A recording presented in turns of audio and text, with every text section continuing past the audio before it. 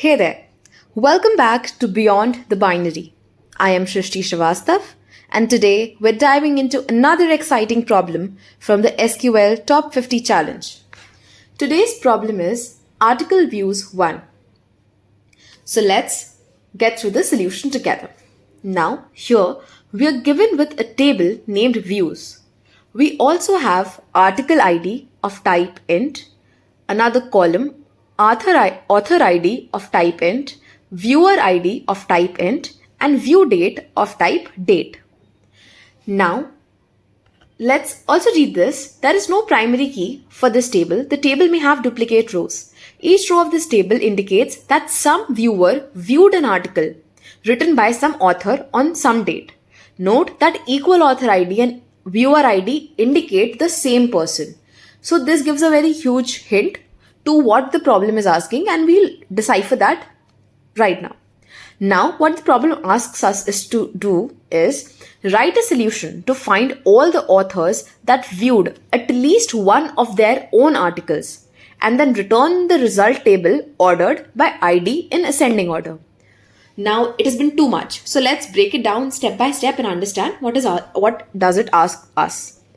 So, we have to write a solution to find the authors that viewed at least one of their own articles.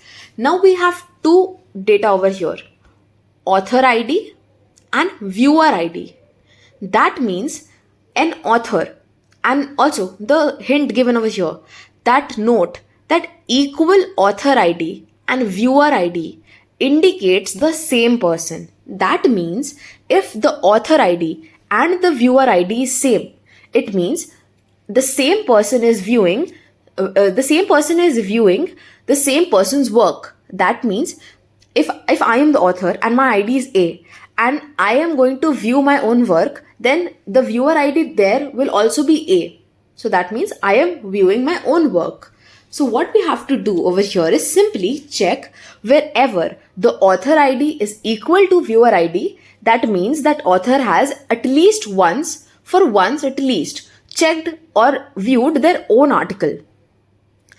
But now an author might have, checked their own work a couple of times, but it's not necessary that we have to return their IDs each time. So what we can do for that, we'll figure that out while writing the code. So first thing is clear is the condition that we have to check simply that wherever the author ID is equal to the viewer ID, that is the condition where the author has viewed his own work. Now, and the second thing that we have to order the table and sort it in ascending order and in correspondence to the ID mentioned. Now let's see an example. We are given an input, the article ID, author ID, viewer ID and view date.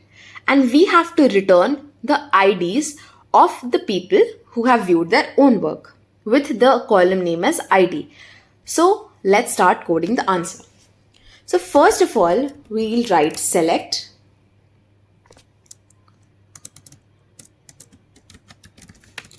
We'll write select and we have to select author ID. Now, as we can see in the output table, the value given over here in the column name is ID. That means we'll use an alias over here. So, we'll use author ID as ID. Now, where is it from? So, this is from the table views. So, we'll mention views over here. And what is the condition that we have to check? The condition that we have to check is where author